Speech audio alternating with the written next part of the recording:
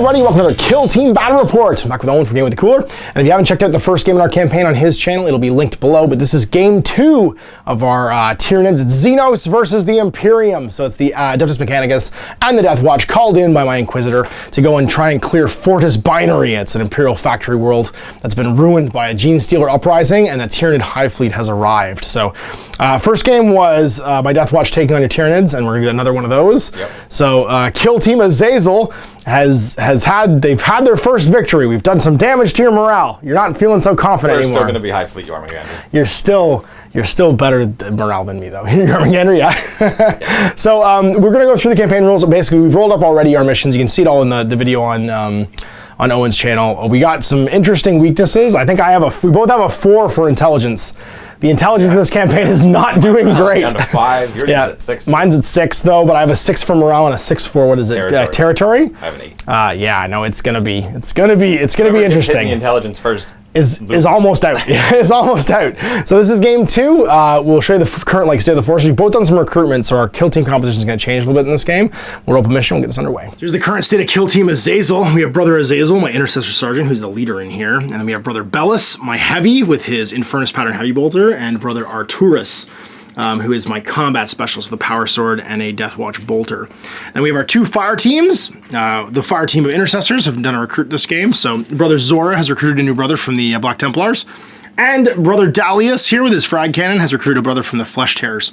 So all 4 of them have to deploy each game, which means for my specialists, unfortunately Brother Azazel was injured last game, so he's actually convalescing. I'll have to pick from these guys to try and make up the rest of the 100 points. Now, the intercessors are a grand total of 17, so that's 34, and then my 2 regular schlubs here are 18 plus 21 is 39, so I'm at 70-ish. I'm basically only gonna get 1 more of these guys, and it'll probably be the Heavy. Owen's kill team has 4 warrior forms in it, but you've recruited a new one, well, so you're sorry, 5 these now. 2 are sitting back. They're sitting back this game, that's right. And you've also recruited 2 Gaunts and 1 warrior form, so all 4 Gaunts have to show up. You don't have any levels yet, so it doesn't really affect your rating overall. So we have 2 nameless warriors and then 2 combat form warriors. Sorry, 1 combat form warrior, because you only have 1 of your specialists here. And your leader, Dr. Mr. the Zoidberg. What's his name? The Elder Horror. The Elder We were Horror. also bringing the Void Talon, which is the other fella. So the Elder Horror and the Void Talon are here to come fight. It's a combat specialist and your leader, which means you'll be up CPs this game against me. So rolling for our mission, we roll off right now to see who's rolling. 1 to a 2, so you get to roll 2d6.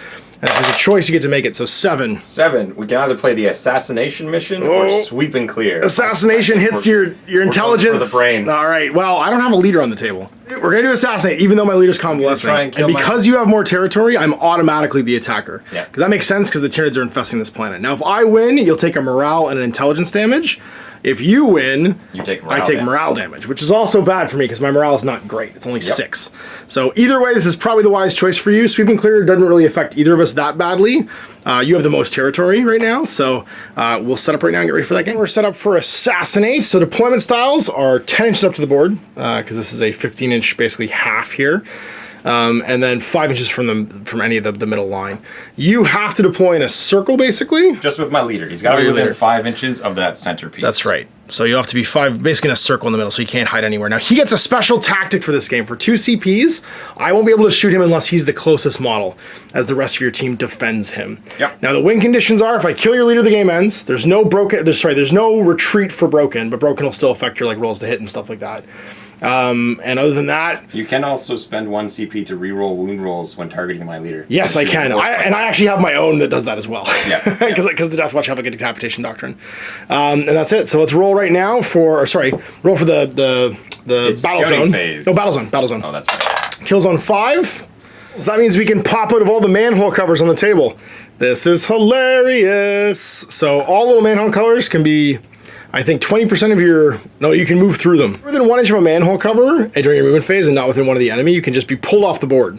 And then you can reappear in a different manhole cover in the next movement phase within 24 inches of the first one. So you basically go subterranean and start walking around.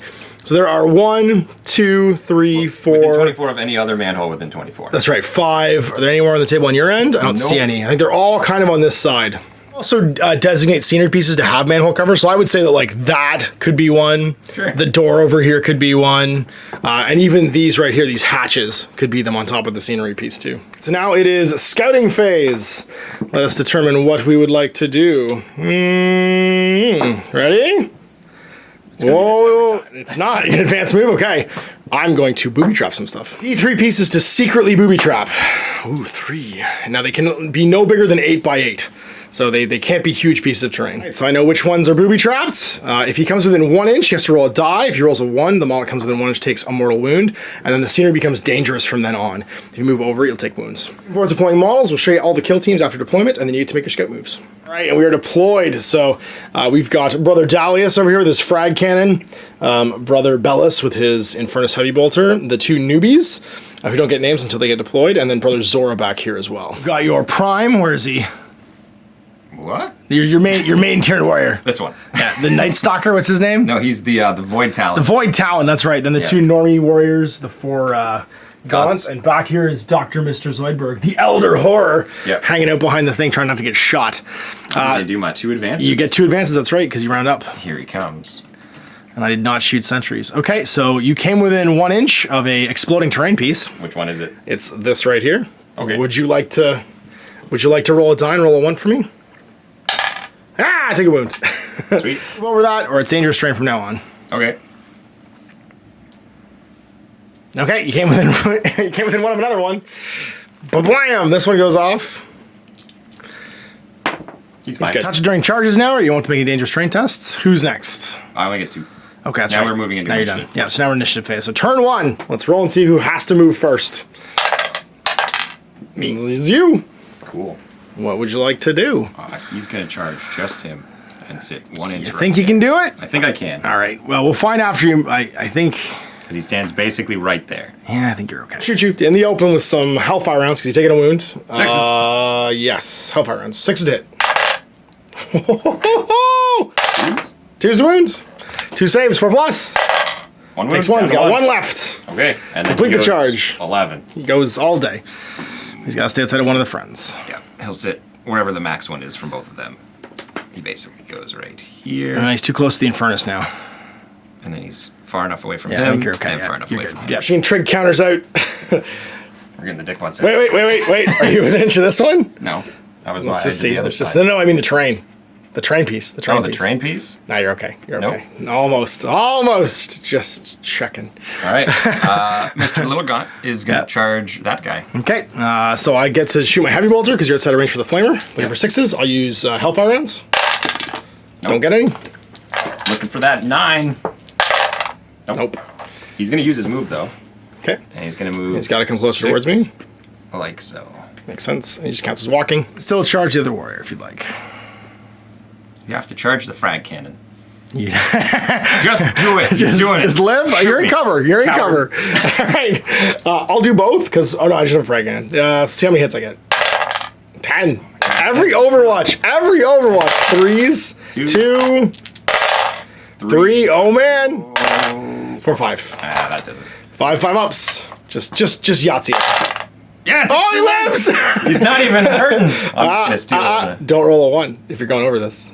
See how far you I roll might go first. around it, See yeah. how far you roll first. Oh, I'm going. Oh, you're around. fine. Yeah, you're fine. He's gonna walk 2, Yeah, I know, you'll make 4, and then more make inches, it. and be like, Peace out. No, he Yahtzeed it. He's only got 1 left, so we don't have to mark him. He's fine. Who's next? he does have a wound on him, though. He does, yeah. I'm gonna steal this. Firing Gaunts into him. Next. Okay, the next Infernus round. Here, 2 have dice. some dice. 6s. There's 1, 2 plus. Oh no! Nah, I'm gonna CP it. You're gonna use your CP. My only CP for the turn. I do wound. No 6. And flush wounded, so you can make the roll. 9. No. Okay, move 3 up to this little wall here. Cool. You can get your whole move. Remember, it's not the roll, it's your normal movement. Yep. This little guy, he's gonna dip into this tunnel. Ooh. So just put him on top of that terrain piece. So I think 24 is pretty much the board, but There's no way. we know where he's going. Boss man. Uh-oh. Yeah, okay. Again. Oh no, it's only gotten worse. He's in the 9. open.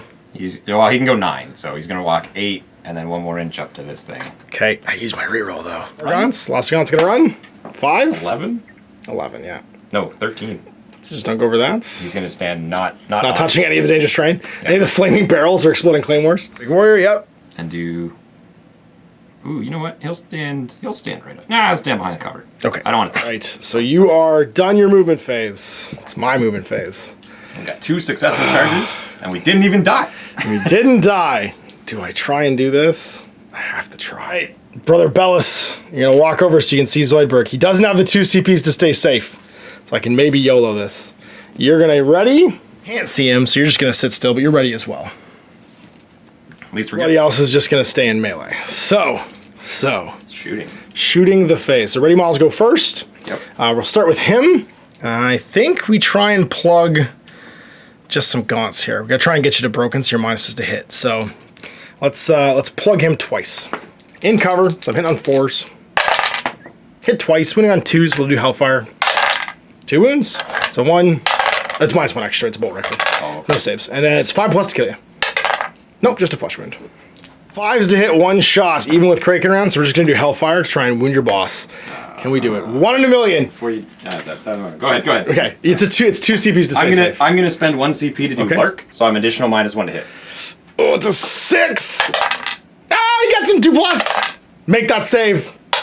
Nope. Oh, kill him. No, he's just flash wounded though.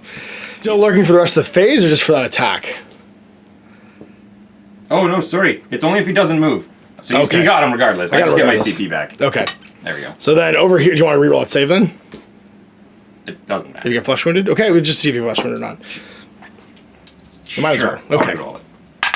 He still takes a flesh wound. Yeah. So I guess we're gonna double fire him. I have the initiative, so I get to shoot next. Oh, you did get to shoot first. That's right. That's my ready milestone. He's gonna shoot this guy. That's right, because your fleshers can do so in melee, even if your friends are nearby. They're not pistols. They're assault guns that can shoot while within inch and to enemies within an inch. That's right. You're -1 because I'm in cover though. 5s. 1 and then 4s. No. No. Okay. All right, that's all my guns. Back to you. Back to me. Heavy bolter rounds. Let's just try and finish off the boss if we can do it. So you're not lurking. Am I with an 18? So 3 shots. I ignore the move and fire because I'm a heavy, and you are looking for 4s. Looking for 4s here. All right. So 4+, 3 shots. What We use Hellfire again. Okay. So 4s. All right, and then 2s. 2 5-ups. Do it. Nope. Oh, +1 -1. So 4s. He's dead. That's a game. We killed the leader. It's game. So end of the round, it actually ends. But I guess we fight. Let's just fight it because it matters who's injured or not. So we'll just finish the turn because you might kill a bunch of my guys. People might die. All right, the battle ends immediately.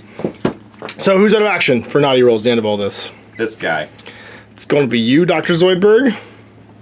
And that's it. And that's it. No one else Okay. even got attacked. So. This guy might have to be. That's right. Nope. Nope. The other one. Yes. Yeah. Because guys who are flush would have to go to action. There we go. So let's do some D10 naughty rolls. For little guy. 10? He's 10. He's not a specialist. And then Zoidberg. 4. He survives. I didn't cause any out of actions with anybody who matters. So they're only going to earn. So my regular guys are only going to earn 1 CP each. Because I didn't kill anybody with them this turn. They just survived the game. So they'll go to 2. So no level ups for anybody. And my specialist didn't use any of his skills. Because they didn't have any CPs to do so. So he'll just get 1 as well. I survived. So they all get 1 XP as well. Does anyone level up? Yeah, the Void Talon does. Nice. So what are your choices now for combat specialists? So because he's leveled up, I'm going to get to choose something from this skill tree, basically, yeah. The 2 options I have are either Warrior Adept to get +1 to my hit rolls in the fight phase. That's pretty cool. Or Deadly Counter, where any hit rolls of 1 or less against my model while in the fight phase, on a 5+ back, they take a mortal wound. That's amazing. It's a super counter. Yeah, and you're going to be melee a lot, so that's pretty huge. Hitting on 2s is also pretty huge, also pretty huge. Yeah. But the other thing is that you can't just look at those 2, though. You have to look at the 2 that come after that. So, like, after the Warrior Adept, you can get Combat Master to get an extra attack for each model that is within an inch of you during the fight phase. Oh, man. And because the Warriors seem to like fighting groups of guys, that you're looking at like 5 or 6 or 7 attack Warriors. Yeah. And the other option is every time you roll a 6 to wound, you do a mortal wound in addition to your damage. Which they don't really need using Rending Claws, because if I'm rolling 6s, you're dying. There's no armor save anyway, yeah, exactly. But then on the other side, you have Killer Instinct, where you can reroll failed to wound rolls when you fight. That's pretty huge because you have no way of doing that right now. Is already cool too. Or Bloodlust, where you reroll charges. I think the defensive fighter's where it's at, dude. Yeah. It keeps you safe from melee. Hitting on 2s is cool, but rerolling to wound at the end chart is a lot nicer. Yeah, that's what I mean. Like the double, because then you're like 3s and 3s are rolling. The other thing you have to remember is when you get to level 4, you get to pick another thing from the tree. So it's not like the story ends when you that's get to right. level You could 3. go to the other side basically and get the +1 to hit if you want. That's it. So I think I'm going to go with Deadly Counter, because also you get the defensive tactic. It's a level 2 combat tactic. It's 1 command point, and basically I give up 2 of my attacks, and anyone that attacks me in that phase, they have to reroll successfuls. So you're going to become defensive, but when you push through to level 4, you'll go back to offensive, basically rerolling wounds and getting +1 to hit. Right. So you can come back to it. That's pretty cool. Yeah. So I'm going to have 4 attacks. I'll go to 2 when I'm in melee with multiple people. Yep. Or when someone charges you like a Thunderhammer or something like that. And then basically what'll happen is that you'll roll to hit me. If you succeed, you roll again, and any ones you get, I'm potentially doing mortal wounds to you. Yeah. Then I attack you. Yeah, and then you have to fight afterwards with 2 attacks. There you go. So the Void Stalker is spooky, scary, and defensive. Void Talon, yeah. He's a Void Talon, that's right. So he's a defensive fighter. So I didn't get any level ups this game, so nothing to choose for me, but nobody died. Let's do some recruitment and get ready for next round. So next game, I'm just gonna recruit a Intercessor, and I think I'm done recruiting for a while after that. Before you've hit like your first level on your fire teams is usually the best time to recruit, because you're not missing anything by recruiting at that point. Because what happens is the models that you recruit later on when you have levels, they don't count as having that level for the first game. So at this point, no one counts as having, like, no one has any levels anyway. So it's kind of like, it's a good idea to buffer out my fire team. So if I do lose people, it won't matter so much. And of course, my other specialist will return to the table, and brother Azazel is now recovered enough for his convalescence that he can come back to the board. So there's my current fire team. We're adding a Salamander. His name's gonna be Brother Tafor. Recruiting for the Swarm, the Elder Horror, of course, still alive. You've recruited another Warrior, which we'll have to play next game, and 3 more Gaunts. Yep. What does that make your fire team look like for next game if they have to be on the table? So next game, we're going to have all 3 Warriors, all the Gaunts, and the leader. And all your other specialists will sit back. Yeah. So you'll miss a game with the specialist, but at this point you're kind of comfortably flooded with guys, and you don't really need to have very many more. But you've also got 11 guys on the table to my probably 5. These 3 guys are all 1 point away from leveling up as well. So showing up will now decide whether or not I just dump this whole group and make a new one. Yeah. Because if they get a bad upgrade, I'll just get rid of them. Yeah. And same goes for them. Yeah. Though they probably won't. No, because like there's some upgrades you kind of want, like movement would be nice on them. Reroll ones in the fight phase is nice for them. Or resilience. There's other ones. Anything that'll make them tough. Yeah. Anything make them tougher. And so you just jam guys up and take charges with them, so you can get around like the guns of other models. Mm-hmm. You've also taken a morale damage and an intelligence damage, so you're at 4 morale, 3 intelligence now. Yep. So we've done our best to decapitate the leadership on the Tyranids, and that is it after game 2 of the campaign. It was a quick game, but relatively impactful. Nobody died, and both fire teams are at sort of a comfortable size now. So there was the end of the game, managing to decapitate the Elder Horror. But, of course, he will be back in the future. He survived his role and lurked. I just imagine he, like, scuttled off into the sewer. He's like, see you guys, I'm going for a scuttle. He sheds his skin like Zoidberg, he just molts and just walks away. Yep, there's just the red shell. There's just a red shell. We go to, like, find the body. It's just, like, an empty, like, crustacean shell that he's just, like, molted out of. Cicada just sitting on a tree. I thought it was dead. We totally need to model your Gene Stealer wearing like flip-flops. Flip-flops and a lab coat. Actually, isn't there that lab coat?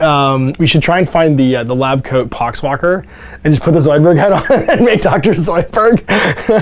He was the extra arms. That's right. He was the xenobiologist that started the experiment that made this whole thing go terribly wrong. That got the Inquisition looking at Fortis binary. Yeah. He had a few of them kept in the basement. That's right. And then they got loose. And then all of a sudden the mining consortium's like, hello, have you heard the good word of the four-armed emperor? Yep. It's all gotten a little bit Xeno-y around here. So really enjoying this. I definitely do recommend, if you're going to start a campaign, do it the way we did it. Roll the personalities in the backgrounds for your stuff first, and then build your team around that, because it does make it more enjoyable when you've got that sort of like as your framework for making your kill teams. Now, I might go, because we're going to do, this was our first 2 games with these factions. We'll do 2 games with the Gene Stealer cult and the AdMech as well. I'm probably going to go add some stuff, because we have to make the Gene Stealer cult at least 100 points, because it's not right now. So I'll probably paint some Gene Stealers to add to that. I'd like to do a Barents, but you can't get them outside the kill team box, unfortunately, the big Deathwatch Overkill box. So what I'll probably do is just add regular Gene Stealers, because we have some. And then for the AdMech, you could give a Gene Stealer model a hammer, and he's pretty close to being an aberrant right then. For sure, and I do have some leftover bits too. I can see what I can kit bash. I have a Space Hulk lying around, so like take the legs, put him on human legs, and give him a hammer, and he's basically just an aberrant. And it's funny because I have some torsos left over too, I think, from that same frame. So we'll see. Legs are what you want. That's what I mean. Even if you took guardsman legs. Yeah. I'm trying to think of, because this is a thing that I see all of the time everywhere, is people trying to figure out how to get a Barretts, because they're like they're awesome, and they only come in that box. Yeah. But I'll definitely, for the AdMech, what I'll probably do is do some Sycaran Ruststalkers and stuff like that. Do some of the big guys too, so there's some options there, just so you guys can see other unit types when we play again.